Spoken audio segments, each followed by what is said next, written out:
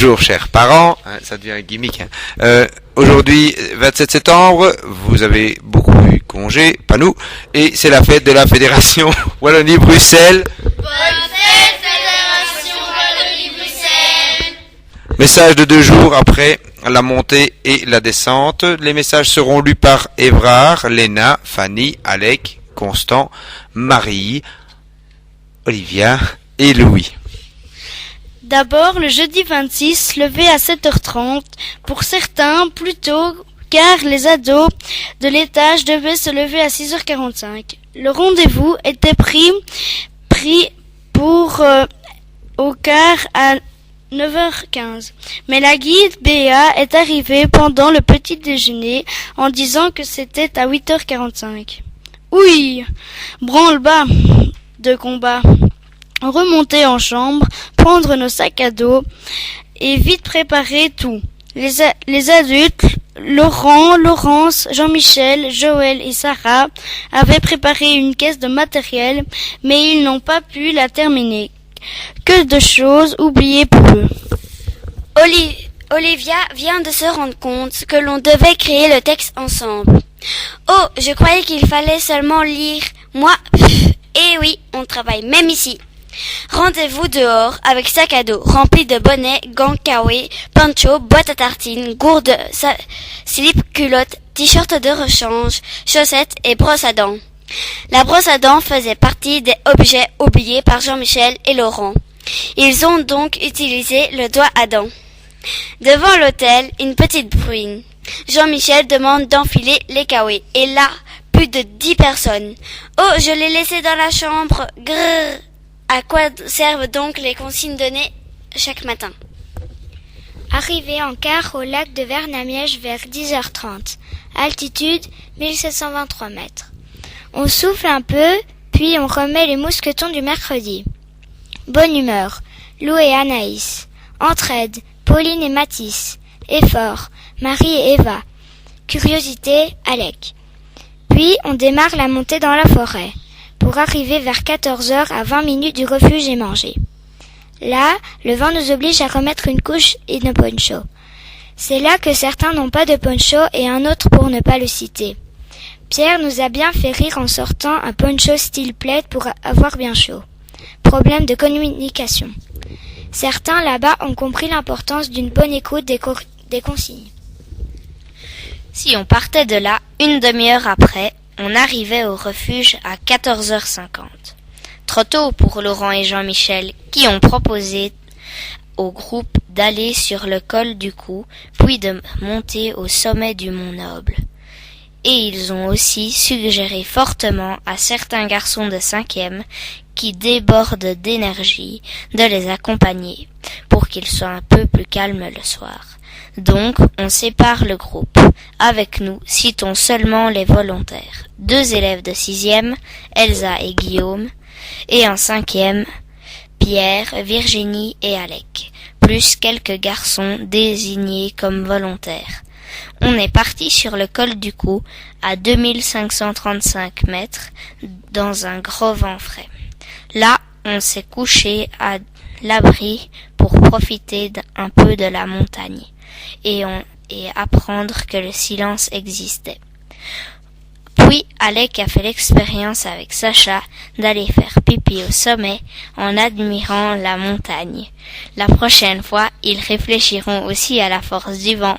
Bref, un moment de poésie. On monte alors au sommet du Mont Noble, à 2675 mètres. On a vu des crottes de chamois fraîches. Donc notre se fait plus de 950 mètres de dénivelé. À l'aise, enfin oui, à l'aise. Pendant ce temps, l'autre groupe a fait des jeux autour du chalet. Mais, qu'est-ce que c'est? Des taches rouges tout au-dessus de la montagne. Des chamois qui ont pris des coups de soleil. Non, c'était nous avec nos ponchos. À 16h10, les bourlingueurs décident de quitter le Mont Noble pour rejoindre le refuge. 50 minutes plus tard, le comité d'accueil était présent au loin. « Vous êtes fatigués ?» On n'est pas fatigués. vous êtes fatigués. Alors venez nous tirer. Les 9 ayant répondu à la demande étaient les compatissants, Louis, Constant et Amélie. Quelle agréable surprise! Une cabane toute propre et les tables installées. Merci Laurence et Béa. Une bonne soupe nous attendait. Peu après, Benoît apportait la seconde surprise, un délicieux festin, préparé par les cuisiniers des Gentianes. Cuisses de poulet, pommes de terre frissolées et compote de pommes, et ananas comme dessert. Et à un moment, Marie se demandait « Où es-tu, Fanny? Où es-tu? Où es-tu? Où es-tu, Fanny? Où es-tu? Où es-tu » Eh bien, Fanny était aux toilettes depuis 20 minutes, car elle n'arrivait plus à sortir, un problème de clé. Une petite explication et elle a pu sortir. Le souper terminé, grand rassemblement autour du feu de bois que Benoît nous avait préparé afin de se transformer en ermite conteur. Le temps d'un soir, on a eu droit à 2 contes, le chat et la sorcière, merveilleux devant ce feu sous un ciel étoilé, puis veillé avec des chants d'action. Je peux vous dire que le chalet a tremblé. Ensuite, les 6e sont descendus dans un autre refuge pour dormir dans 2 chambres. La nuit fut courte, chaude pour les garçons, mais froide pour les filles qui étaient dans la chambre à l'extrémité. On vous racontera. Le matin, les 5e ont déjeuné seuls pendant que les 6e rangeaient le refuge. De plus, ils ont eu la chance de voir un fermier qui faisait son fromage. Il a tout expliqué, du lait caillé au petit lait, la présure, et on a même pu le goûter.